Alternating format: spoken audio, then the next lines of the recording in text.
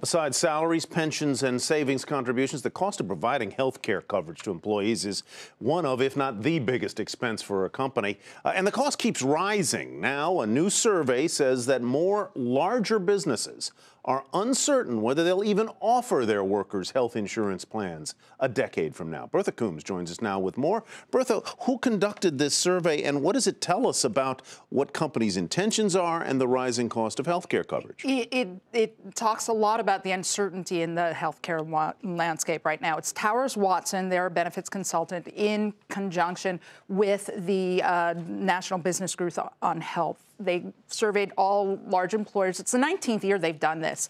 And 95% of them say they're very committed to providing benefits because they think that this is an important recruitment tool, particularly in some of the higher paying industries.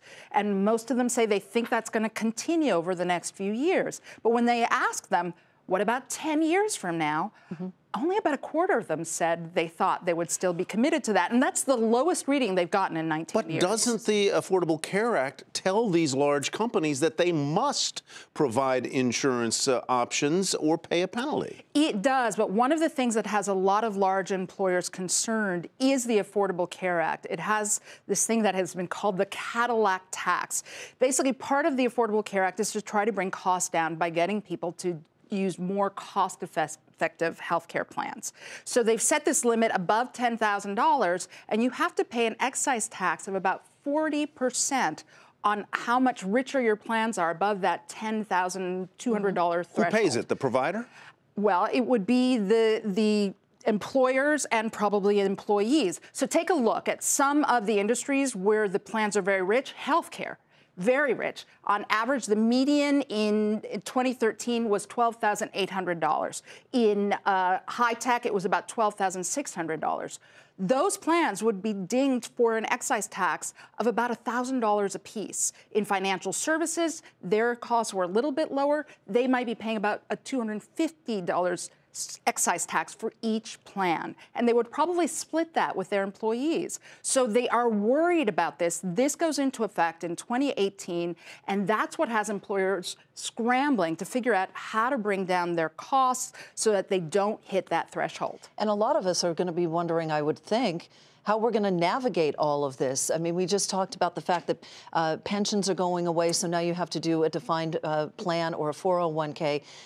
And people have trouble navigating that. I can't even imagine navigating the healthcare exchanges. Well, that is one of the things that people have done. They've actually worked very well in terms of the private exchanges when it comes to Medicare. A lot of retirees from companies have been doing that.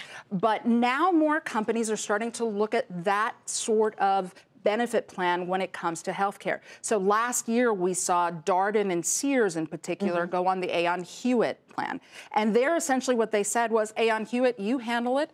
And now all of the insurers on that exchange are competing for workers to select their plans. And an interesting thing has happened when they re-upped.